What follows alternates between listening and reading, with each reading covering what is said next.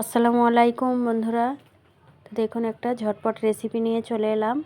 তো ফ্রিজের মধ্যে মটন কিংবা চিকেন রেখে দেওয়ার পরে যেভাবে আমি খুবই জলদি রান্নাটা করি আর কি, ওটা আজকে আপনাদের সঙ্গে শেয়ার করব। তো এটা আমি পাপ্পু ডাল রান্না করেছিলাম, আলু নিয়েছিলাম আর মটন নিয়েছিলাম। তো দেখুন খুবই জলদি রান্নাটা হয়ে যায়। তো আমি আমার ছেলেকে খাওয়ানোর জন্য রেডি করে নিয়েছিলাম আর আমার ছেলেকে এখন খাইয়ে দিচ্ছিলাম। তো আমার ছেলেকে স্কুল থেকে নিয়ে এসেছে, ও ভেতরে স্কুল ড্রেস পরে আছে আর ওপরে আমি একটা বাড়ির ড্রেস পরে দিয়েছি, কারণ ওর জ্বর, এই কারণে। আর দেখুন আসার পথে আনারস কিনে নিয়ে এসেছে আমার ছেলে। তো স্কুলের সামনেই সব বিক্রি হয় স্কুল থেকে আসার পথে, তো ওখান থেকে সব নিয়ে এসেছে। আর এখন ভাত খাইয়ে দিচ্ছি, খেয়ে নিচ্ছে। তো আমি মজাদার রেসিপিটা দেখাবো আপনাদেরকে। তো আমি যে রেসিপিটা দেখাবো আপনারা দেখতে থাকবেন, খুবই সুস্বাদু হয় খেতে এটা। তো ওর সঙ্গে থাকবে মটন, আলু আর পাপ্পু ডাল।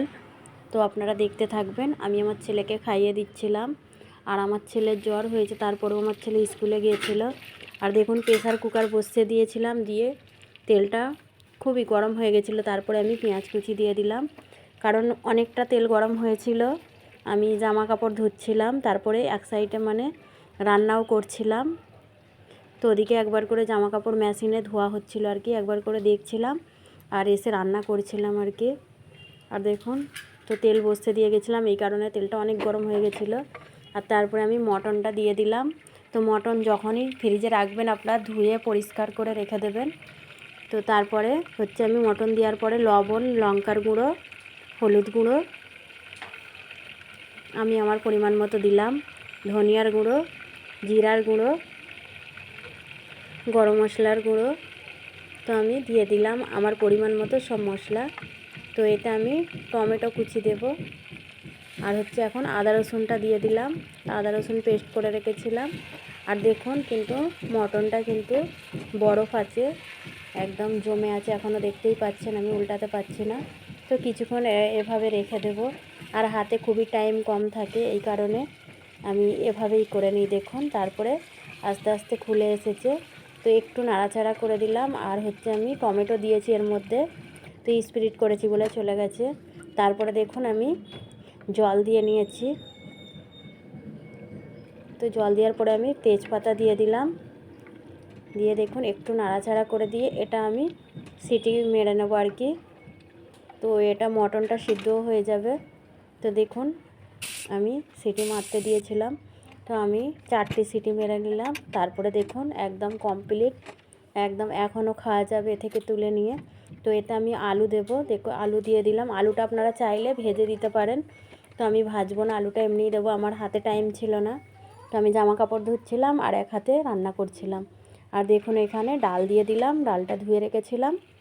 তো এটা পাপ্পু ডাল, আপনারা চাইলে ছোলার ডাল দিয়ে দিতে পারেন কিংবা মুসুরের ডালও এভাবে করতে পারেন। তো আমি পাপ্পু ডালটা দিলাম। এই ডালটা খেতে দুর্দান্ত হয় আর কি। তো শুধু এই ডালটা এভাবে রান্না করলে এটা দুর্দান্ত খেতে হয়, আর কারি পাতার ছোঁকা মারা হয়। তো আমি মটন দিয়েই বাইনে নিলাম দেখুন। তো যখন এভাবে আলু, ডাল, মটন সব দেখুন একই সাথে মাখা মাখা হয়ে গেছে আর ওপরে তেল উঠে এসেছে। তো এখন আমি এর মধ্যে জল দিয়ে নেব দেখুন, একটু নাড়াচাড়া করে নিচ্ছি দেখুন। তো এর মধ্যে এখন জল দিয়ে নেব। তো জলটা দিয়ে দিলাম আমি। আর যতটুকু জল দেবেন, আপনারা ঝোল রাখতে চাইলে ততটুকু দেবেন, তো আমি বেশি দিলাম না। তারপরে দেখুন আমার কমপ্লিট। আর 2টো সিটি দিয়ে নিয়েছিলাম আমি, আগে 4টে দিয়েছিলাম, এখন 2টো দিলাম, একদম কমপ্লিট। আর দেখুন 2টো সিটির মধ্যেই ডালটা কিভাবে ডালটাকে দেখাই যাচ্ছে না, বুঝতেই পাচ্ছেন।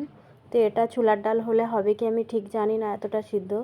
তো এই ডালটা আমি যেটা দিয়ে রান্না করেছিলাম এই ডালটা সিদ্ধ হয়ে যায় প্রচুর, আর এটা খেতে অসাধারণ হয়েছিল। আর আমরা খাওয়ার পরে ভিডিও ছাড়ি, তো এই কারণে বলতে পারি কেমন হয় আর কি। তো আপনারাও এভাবে বানিয়ে দেখবেন, দুর্দান্ত খেতে হয় এটা, একদম মজাদার রেসিপি এটা। আর খুব জলদি হয়ে যায়। দেখুন আমি আমার ছেলের জন্য খেতে নিয়ে নিলাম, আর দেখে বুঝতে পাচ্ছেন মজাদার, রেসিপি তো মজাদার। তো আমার ছেলে মেয়ে দুজনই খাবে, তো আমি খাইয়ে দিচ্ছিলাম। তো যে স্কুল থেকে এসেছে ওদেরকে খাইয়ে আবার স্কুলে রেখে আসবে।